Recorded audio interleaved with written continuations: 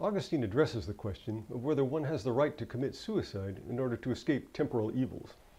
This gives him another opportunity to contrast the new Christian value system with the traditional Roman one. For the Romans, suicide was not regarded as a crime. On the contrary, it was conceived as a dignified way to end one's life under certain circumstances. Roman history is full of examples of people who died by their own hand. Augustine mentions some of these, such as Lucretia and Cato the Younger, who were both revered as virtuous figures. One could also mention the Stoic philosopher Seneca. Augustine also mentions cases of suicide in the Bible, such as Samson in the Old Testament and Judas in the New Testament. In contrast to the current Roman view, Augustine argues that suicide is a crime and a sin. He gives a number of arguments for this and critically analyzes the specific circumstances for it in the cases mentioned. His main claim is that the command, "You shall not kill," is intended to encompass suicide as well. Thus, it means refraining from killing not just others, but also oneself. Augustine notes that the command not to kill can only be countermanded by another command by God. In such cases, one has a duty to comply with God's command. In this way, he tries to exonerate Samson from committing suicide and, at the same time, killing the enemies of the Hebrews. He also opens the door for just wars waged in the name of God and for capital punishment in a just state. Needless to say, these are ideas which have had a long and often nefarious echo in the subsequent history of the West.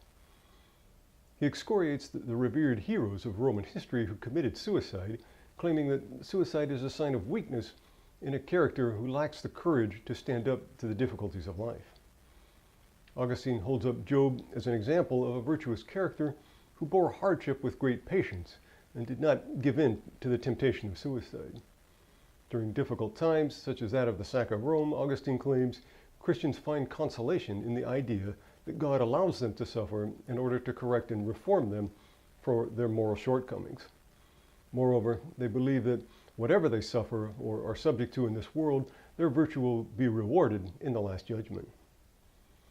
In this context, Augustine makes a radical split between humans and the animals. He argues that it's permitted to kill animals since they are not created in God's image with the faculty of reason. But it's strictly forbidden to kill a human being. Animals exist for the purpose of fulfilling human needs. This is a view which has had a great influence in Western thinking, which has long regarded animals as subordinate or even as mere things. At the dawn of the mechanistic age, Descartes regarded animals as mere machines. Only fairly recently has it been discovered that some animals in fact have different forms of language and even experience moral feelings such as empathy and shame. In any case, Augustine's idea lays the groundwork for a radical divorce between the human sphere and the world of nature. In different Eastern traditions, one can find an important contrasting view. In Buddhism, for example, humans are conceived as just one part of the natural order of things. All sentient beings, including animals, are thought to participate in what is referred to as the luminous mind of Buddha. Thus, humans can be reincarnated as different animals. This conception understands the relation of humans to animals as one of continuity and not radical difference as in the Western tradition.